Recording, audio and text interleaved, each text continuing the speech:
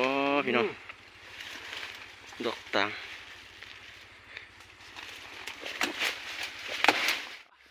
เอาสบายดีพี่น้องปองป่ายหมดสุขสุขคนเนาะ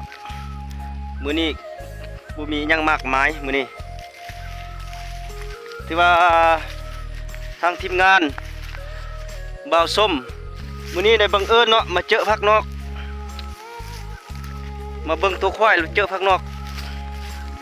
ไปเบิ่งนำกันเนาะพักนอกโอ้โถเก็บได้เนาะสมอนจะดิพักนอกลายพิลึกเลยเนี่ยสิเก็บเลยพี่น้องโอ้ยแต่สะอ่อนข้างนอก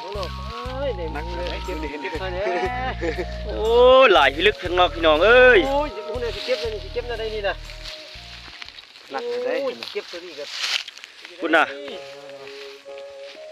โอ้ยเนี่ยสิเก็บเลยโอ้จะได้มาเก็บใส่เด้อเดี๋ยวมันเก็บใส่ได้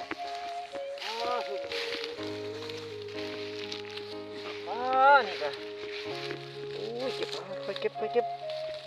โอ้ยมาเก็บใส่เด้อพี่น้องเอ้ยมันจะเป็นลายเนาะมาไหนเคยเห็นเป็นลาย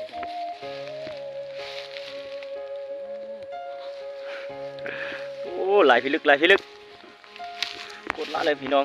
ข้างนอกบ่เคยพบเคยเห็นเด้อแบบนี้เก็บเลย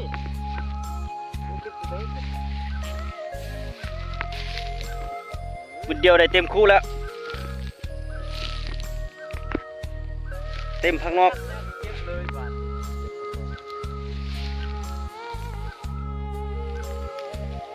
พี่น้องอันนี้เป็นการเก็บข้างนอกเนาะ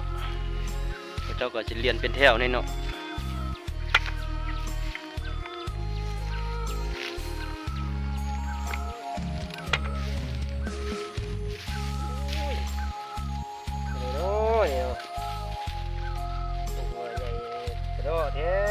งานพิลึกเนาะ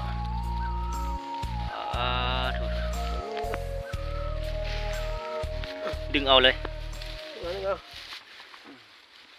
มีเตียวอ่อนๆงามๆนะ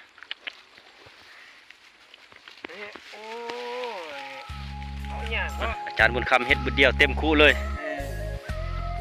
อ่อนตัวนี้ดึงมามันออกเป็นแบบนี้เนาะใหญ่อ่อนเลยนี่แหละอยากมันลุกไปเบิ่งอยู่หันคือว่างามเนาะบนใดคือว่างามเบิดบ่จักแนวสิเก็บเลยโอ้ไปบ่จังเก็บแล้วดอกตั้งโอ้มันดีแล้วพี่น้องเอ้ยเป็นยังวะดีแล้วดอกตั้งโอ้ดอกต่างวะเออรถพี่น้องใครไกลๆให้พี่น้องเบิ้งก่อนโอ้เสียใจไหนตัดเดี๋ยวตัดวะตัดมาสิบ่ได้กินรอบหน้าตัดกินรอบหน้าเป็นเบาเลยบ่ฮะหมูน่ะเสียวเบาเลยบ่ตัดก็เสียดายอ่อนๆบ่โอ้พี่น้องดอกต่าง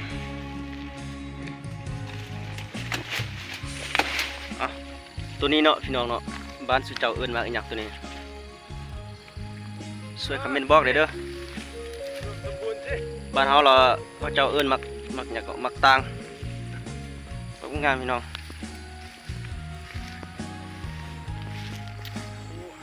บรรยากาศมักกล้วยก็ได้พี่น้องมักกล้วยแล้วก็เอามักต่างเนาะผู้ใดเคยกินมักอันนี้เนาะมื้อแรงแล้วสิให้กินให้ชิมเนาะรสชาติมันสีคมๆหน่อยนึง